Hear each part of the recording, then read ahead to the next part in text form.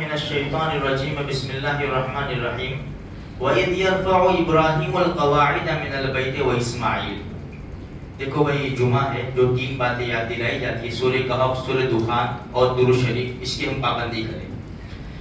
ہم کریں گے آج بیت اللہ اور حتیم جو ہے اس کی بات. مسلم شریف کی روایت ہے، امی عائشہ رضی اللہ تعالیٰ عنہ فرماتی ہے کہ میں نے اللہ کے رسول صلی اللہ علیہ وسلم سے پوچھا کہ حتیم کی جو دیوار ہے، بیت اللہ کے پاس جو حتیم کی دیوار ہے وہ بیت اللہ میں شامل نہیں ہے؟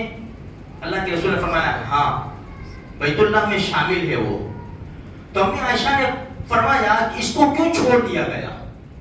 تو نبی کریم صلی اللہ علیہ وسلم نے ارشاد فرمایا کہ تمہاری قوم کے پاس پیسے کم پڑ گئے تھے، اس لیے وہ دیوار نہیں بنا سکے، اس کو چھوڑ دیا، وہ بیت اللہ میں شامل ہے.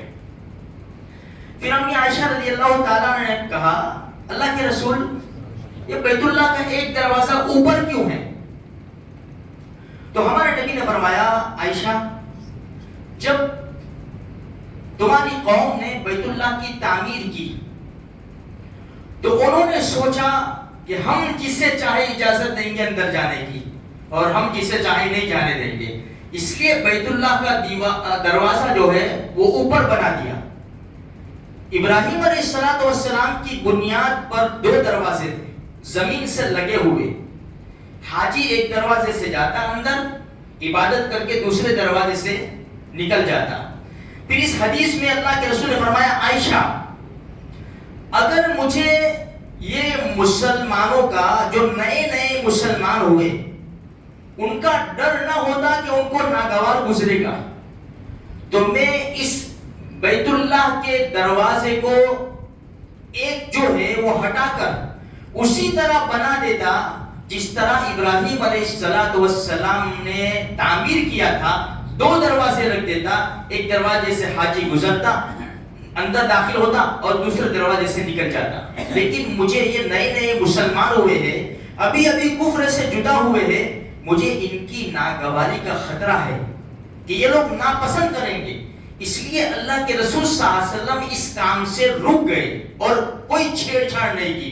اب ایک مزے کی بات بتاؤں میرے بھائیوں، دیکھو اسی حدیث کو بنیاد بنایا تھا 1343 آج سے 102 سال پہلے جب عبدالعزیز بن سعود اس نے حجاز مقدس پر قبضہ کیا، پھر انہوں نے یہ شروع کیا کہ ہم تو توحید پرست ہیں، ہم تو قرآن اور حدیث کو مانتے ہیں، باقی اس کے علاوہ جتنی بھی چیزیں ہیں اس کو ختم کر دیا جائے.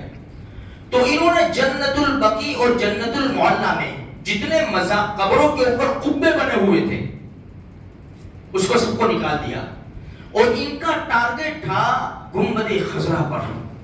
نبی کریم صلی اللہ علیہ وسلم کی قبر اطہر کے اوپر جو گنبد بنا ہوا ہے اس کو بھی ہٹا دیا جائے، اس کو بھی نکال دیا جائے، اس لیے کہ یہ نہیں ہے.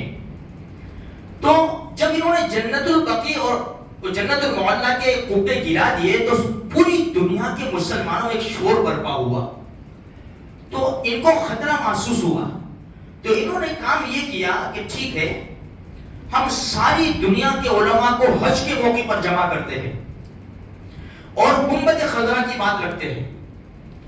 اگر علماء جواب نہیں دے سکے تو ہم یہ اللہ کے رسول کی قبر اطہر کے اوپر جو گنبد بنا ہوا ہے گنبد خضرا، اللہ ہم کو بار بار وہاں کی حاضری نصیب فرمائے، اس کو ختم کر دیا جائے گا. تو پوری دنیا سے حج کے موقع کے اوپر علماء بڑے اب یہ مسائل جب جائیں گے خط جائیں گے کہ بھائی یہ مسئلہ ہے تو میرے جیسے عالم تھوڑے جائیں، بڑے چوٹی کے علماء جائیں گے ہر ملک سے. ہندوستان سے مفتی کفایت اللہ، علامہ شبیر احمد عثمانی رحمۃ اللہ علیہ اور بڑے علماء، کچھ 5 6 8 10 علماء کا ایک گروہ تیار ہوا اور چلے. جب وہاں گئے تو بہت بڑی مجلس منعقد کی، بہترین انداز سے ان کا استقبال کیا کیونکہ عرب لوگ ہیں نا. جب مجلس لگی تو آل سعود نے عبدالعزیز بن سعود نے بات رکھی کہ دیکھو بھائی 4 امام جو ہے ان کے مسائل میں ہم تشدد نہیں کرتے، ان کو نہیں چھیڑتے، لیکن توحید جو ہے، قرآن و حدیث کی باتیں جو ہے، اس سے ہم کو کوئی روک نہیں سکتا. آل سعود نے کہا کوئی روک نہیں سکتا ہمیں، ہم اسی کے مطابق کام کریں گے چاہے دنیا راضی ہو جائے یا ناراض ہو جائے. پھر ساری بات بتائی اور اللہ کے رسول صلی اللہ علیہ وسلم کی گنبد خضرا کی بات کی. تو کیا کہ بولو اب. تو ہندوستان کے جو علماء تھے، کیونکہ ہندوستان کے علماء پہلے سے مشہور ہیں، بڑی بڑی ہستیاں پیدا ہوئی ہیں، تو سب نے مل کر علامہ شبیر احمد عثمانی رحمۃ اللہ علیہ کو کہا کہ بھائی آپ ہماری طرف سے بولیں، ان کو جواب دیں. اچھا، آل سعود نے ایک بات رکھی ایک دلیل کے طور پر کہ دیکھو جہاں بیعت رضوان ہوئی تھی وہاں ایک درخت تھا. عمر ابن خطاب رضی اللہ تعالیٰ عنہ نے اس درخت کو کٹوا دیا. کیوں کٹوایا؟ اس لیے کہ لوگ وہاں جا کر نماز پڑھتے تھے، اس لیے وہ درخت کو کٹوا دیا. اسی کو دلائل رکھی. علامہ شبیر احمد عثمانی رحمۃ اللہ علیہ نے بڑے زبردست دلائل رکھے میرے بھائیوں. اس میں سے ایک جو دلیل تھی نا وہ یہی حدیث تھی، یہی حدیث تھی. کہا کہ دیکھو مسلم شریف کی روایت ہے، امی عائشہ رضی اللہ تعالیٰ عنہ نے پوچھا یا رسول اللہ یہ ایک دروازہ کیوں ہے اور حتیم کی دیوار جو ہے وہ بیت اللہ سے باہر کیوں ہے؟ تو ہمارے نبی نے یہی جواب دیا تھا کہ اگر مجھے یہ مسلمانوں کا جو نئے مسلمان ہوئے ان کا ڈر نہ ہوتا تو میں یہ ایک دروازے کو ہٹا کر دو دروازے بنا دیتا اور یہ جو حتیم کی جگہ ہے اس کو بیت اللہ کے اندر کر کے اس کو دیوار بنا دیتا میں. تم یہ کہتے ہو کہ عمر ابن خطاب رضی اللہ تعالیٰ عنہ نے درخت کو کٹوایا، وہ اس لیے کٹوایا کہ خوف تھا، ڈر تھا کہ لوگ اس درخت کے پاس ابھی تو نماز پڑھتے ہیں پھر وہ سجدہ کرتے نہ ہو جائے. اور آپ نے دیکھا ہوگا دنیا کے اندر جتنے بھی قبے بنے ہوئے ہیں کوئی وہاں سجدہ نہیں کرتا قبے کی وجہ سے. اتنے زبردست دلائل دیے علامہ شبیر احمد عثمانی رحمۃ اللہ علیہ نے جو دیوبند کے بڑے چوٹی کے عالم. تو عرب جیسی بڑی زبردست ہستیاں، آل سعود نے کہا کہ آپ کا جو خطاب ہے، یعنی دلائل، یہ تو میں نے صرف ایک حدیث پیش کی، بہت سارے دلائل دیے انہوں نے.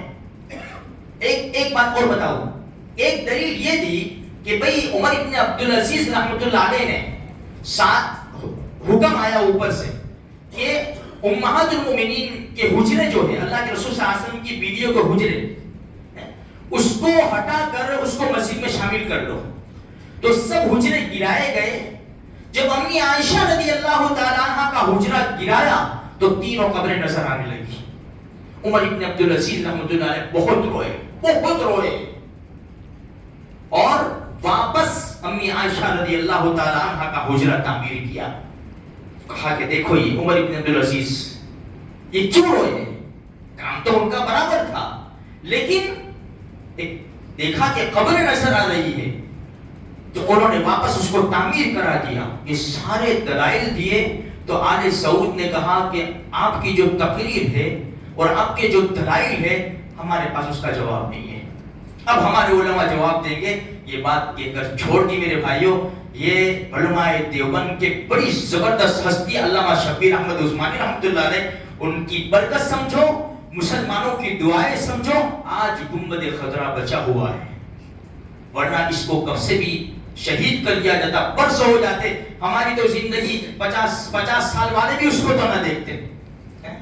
تو خیر میرے بھائیوں، یہ ہمارے علماء کی بڑی بڑی قربانیاں ہیں، زبردست قربانیاں ہیں. اب اس سے اندازہ لگتا ہے کہ کتنی محبتیں ہیں.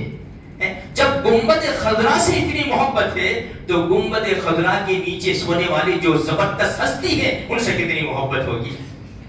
اس لیے ہم بڑے بڑے علماء ہیں نا، ہم تو مدینہ منورہ جاتے ہیں نا، تھوڑی دیر میں چلو سلام پیش کر دیا، تھوڑی دیر میں بھائی شام کو گئے، صبح گئے، دوپہر کو گئے، روزانہ. بڑے بڑے علماء جو ہے وہاں مدینہ منورہ میں رہتے ہوئے بھی کئی ہفتے گزر جاتے، کئی مہینے اللہ کے رسول کے دربار کیوں نہیں جاتے؟